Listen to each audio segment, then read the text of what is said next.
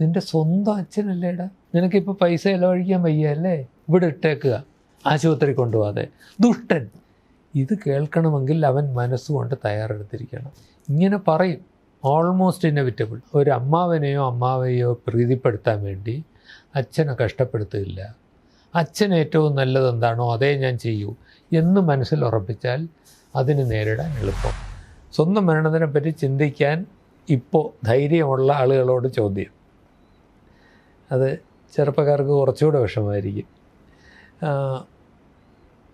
ആ സമയത്ത് എന്താണ് നമുക്ക് പ്രധാനമായിട്ടുള്ളത്? ഫോർ മീ, ഞാൻ എൻ്റെ കാര്യം ചോദിക്കാം. What would be important for me? ഒരു ഇതുപോലെ നല്ല എയർ കണ്ടീഷനിങ് ഇത് പോരാ, ഇതിനേക്കാളും നല്ല തണുപ്പായിരിക്കും. AC ഉണ്ട്.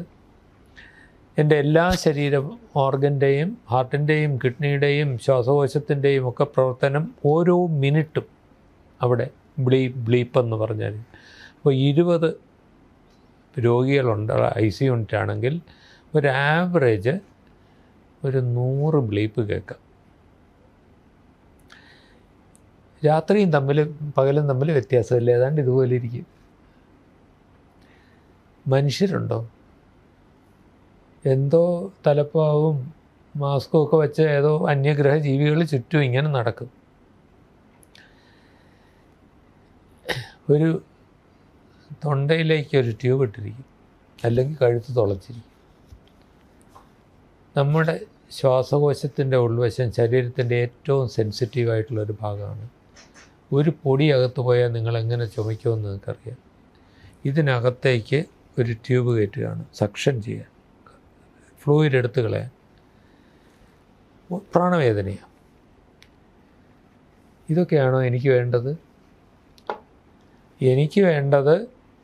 എനിക്ക് ശാരീരിക സൗഖ്യം വേണം. വേദനയോ ശ്വാസം മുട്ടോ എന്താണ് ശാരീരിക അസ്വസ്ഥയെന്ന് വെച്ചാൽ മാറ്റിക്കിട്ടണം. എന്നെ സ്നേഹിക്കുന്ന കുറേ ആൾക്കാർ വേണം ചുറ്റും.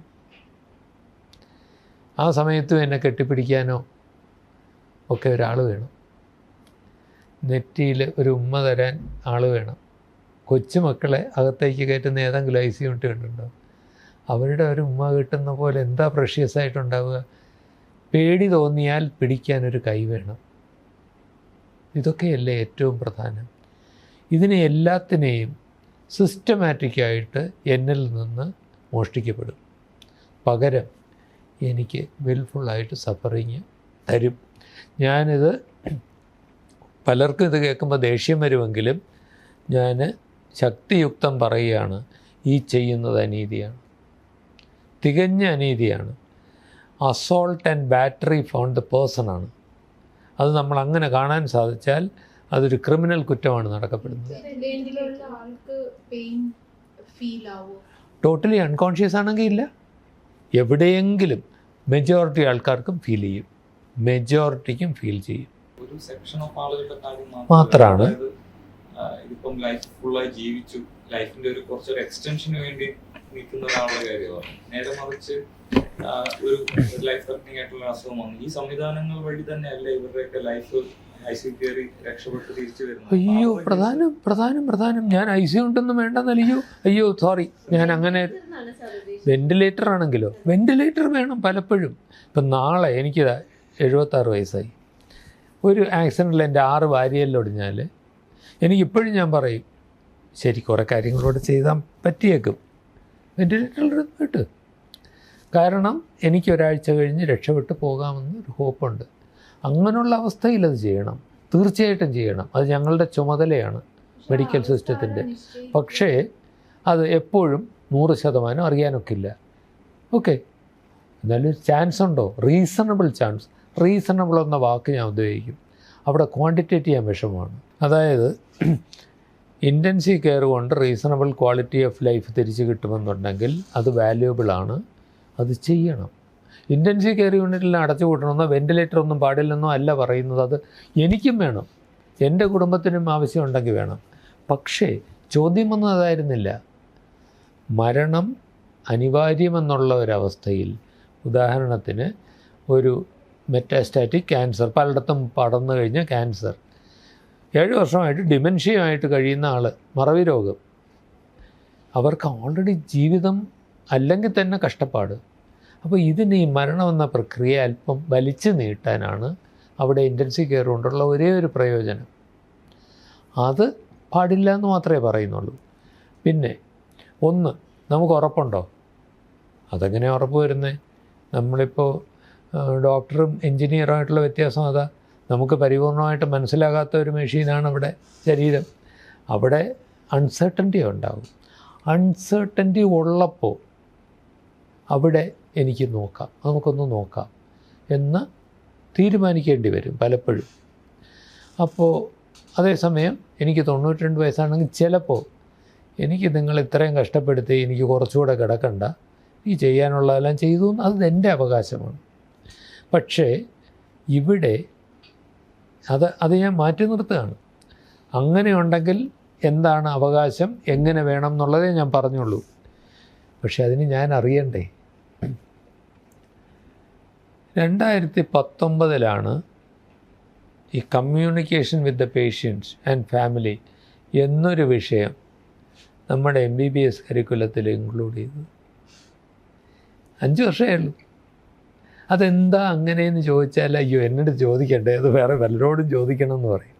അതാണ് റിയാലിറ്റി.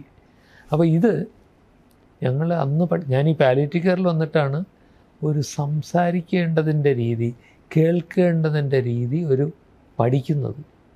അതിൽ പഠിക്കാനുണ്ട്. നമ്മുടെ സാധാരണ ജീവിതത്തിലും പ്രയോജനപ്പെടുന്ന ഒരുപാട് പാഠങ്ങളുണ്ട് അവിടെ. അപ്പോൾ ആ പഠനമില്ലായിരുന്നു.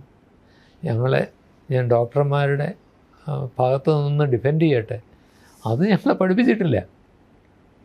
അപ്പോൾ ഞങ്ങൾ ഇൻസ്റ്റിങ്ക്റ്റ് വെച്ചാണ് ചെയ്യുന്നത്. അപ്പോൾ ഒരുപാട് കരുണയുള്ള ഡോക്ടറായിരിക്കും ഇത് വയറിലൊരു അൾസറാണെന്ന് പറഞ്ഞു കൊടുക്കുന്നത്. കാരണം വിഷമിപ്പിക്കേണ്ട, കുടുംബാംഗങ്ങളുടെ അടുത്ത് പറഞ്ഞു കൊടുക്കുക. അതും ആരോടാ? ആണുങ്ങളാരും ഇല്ലേ? കാരണം നിങ്ങളൊക്കെ ദുർബലകളാണല്ലോ, ഞങ്ങൾ ശക്തിമത്തായിമാരല്ലേ. എന്താ നമുക്കറിയാം ശരിക്കും ഈ മസിൽ പിടിച്ച് നിൽക്കുന്ന പുരുഷൻ്റെ ഉള്ളിൽ എത്രത്തോളം ശക്തിയുണ്ടെന്ന്. അപ്പോൾ ഇത് പലപ്പോഴും രോഗി അറിയുന്നില്ല, പലപ്പോഴും ഏറ്റവും ഒറ്റപ്പെട്ട ആളും അറിയുന്നില്ല. കണ്ടാൽ ശക്തിയുണ്ടെന്ന് തോന്നുന്ന ആളുകളോട് പറയൂ. പറഞ്ഞത് വളരെ വാലിഡ് ക്വസ്റ്റ്യനാണ്. വ്യത്യാസങ്ങൾ വരേണ്ടത്, ഇപ്പോൾ ഇതൊരു മാജിക് ബുള്ളറ്റ് ഇല്ല, ഒരുപാട് കാര്യങ്ങൾ വ്യത്യാസപ്പെടണം. ഒന്ന്, ഈ പാഠ്യപദ്ധതിയിൽ വന്നാൽ പോരാ.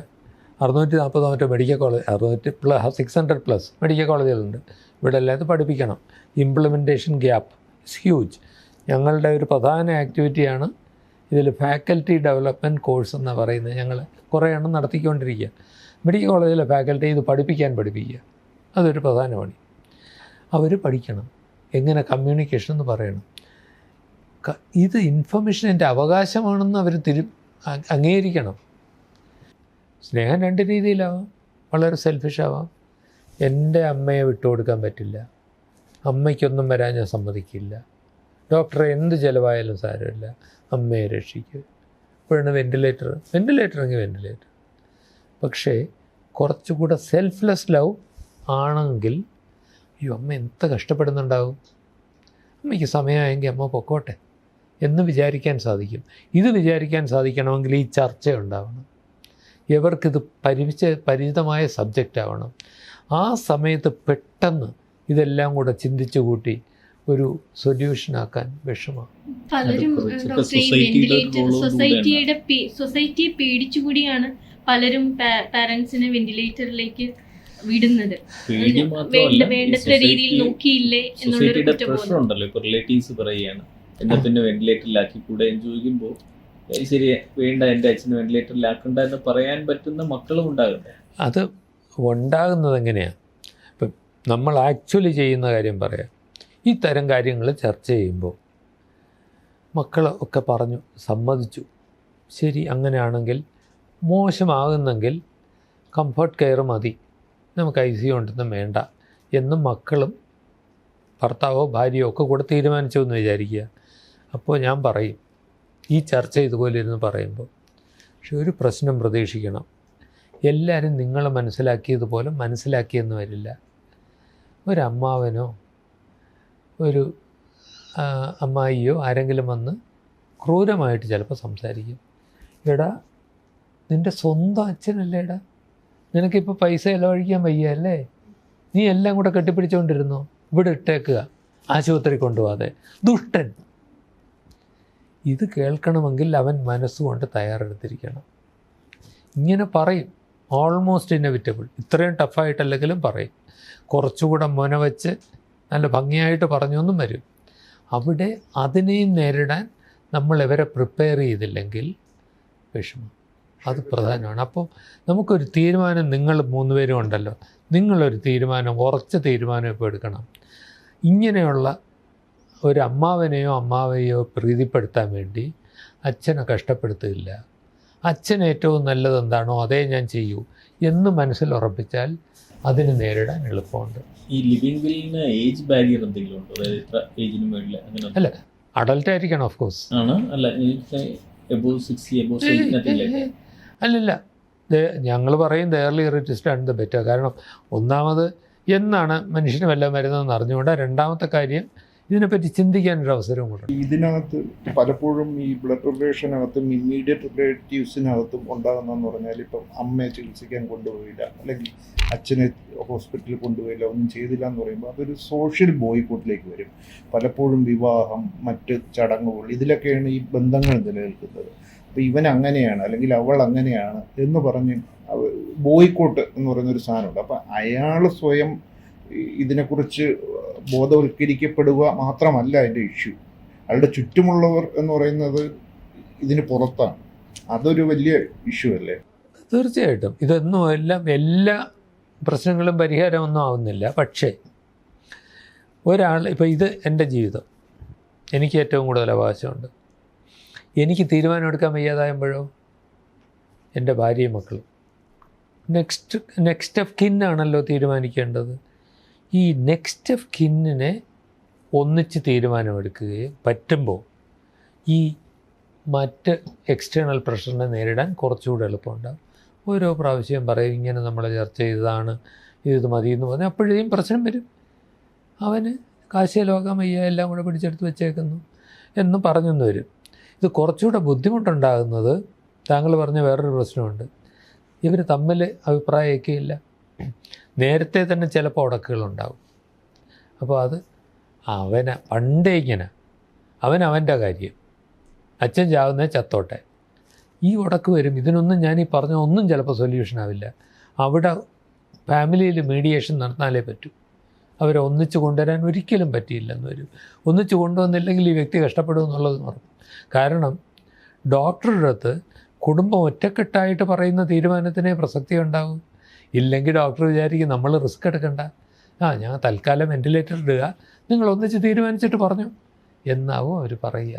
ഈ റിസ്ക് എടുക്കുന്ന പേടി കൊണ്ടാണോ ഡോക്ടർ ഇതിനെക്കുറിച്ച് ക്ലിയർ ആയിട്ട് പറയാത്തത്? ഏത് ഈ റിസ്ക് ഉള്ളത് കൊണ്ടാണോ ഡോക്ടർ ക്ലിയർ ആയിട്ട് പറയാത്തത്? അല്ലെങ്കിൽ സാറിന്റെ അഭിപ്രായത്തിൽ ഡോക്ടർമാർക്ക് അങ്ങനെ ട്രെയിനിങ് വേണം? അതായത് ക്ലിയർ ആയിട്ട് കമ്മ്യൂണിക്കേറ്റ് ചെയ്യണം, ഇനി അധികം ട്രീറ്റ്മെന്റ് ഇവിടെ വെച്ച് നിർത്താം എന്ന് അവർ ക്ലിയർ ആയിട്ട് കമ്മ്യൂണിക്കേറ്റ് ചെയ്യണം. ഇത് ഒന്നുകൂടെ ഞാൻ ആവർത്തിക്കാം. ഞങ്ങളിതിനെപ്പറ്റി പഠിച്ചിട്ടില്ല. MBBS MD ഒന്നും പഠിച്ചിട്ടില്ല. ഇപ്പോഴാണ് ഇത് കരിക്കുലത്തിൽ വരുന്നത്, എങ്ങനെ കമ്മ്യൂണിക്കേറ്റ് ചെയ്യണമെന്ന്. അപ്പോൾ ഇൻസ്റ്റിങ്ക്റ്റ് വെച്ച് ചെയ്യുമ്പോൾ ഞാനൊരു കരുണാമയനായ ഡോക്ടറാണ്, മനസ്സ് വിഷമിപ്പിക്കേണ്ട എന്ന് പറഞ്ഞ് ഞാൻ സത്യം പറയാതിരിക്കുക. അതങ്ങനെ പറയുന്നത് ക്രൂരമാണ് എന്ന് എൻ്റെ മനസ്സിലൊരു വിചാരം ഉണ്ടാവും. പറയേണ്ടത് എൻ്റെ കടമയാണെന്നും ആ വ്യക്തിക്ക് അത് അറിയാനുള്ള അവകാശമുണ്ടെന്നും ഒരു ചിന്തയ്ക്കൊരു അവസരം അവിടെ ഉണ്ടായിട്ടില്ല. അപ്പോൾ തീർച്ചയായിട്ടും അത് പഠിക്കണം. അതാണിപ്പോൾ MBBS ഉൾപ്പെടുത്തിയിട്ടുള്ളത്.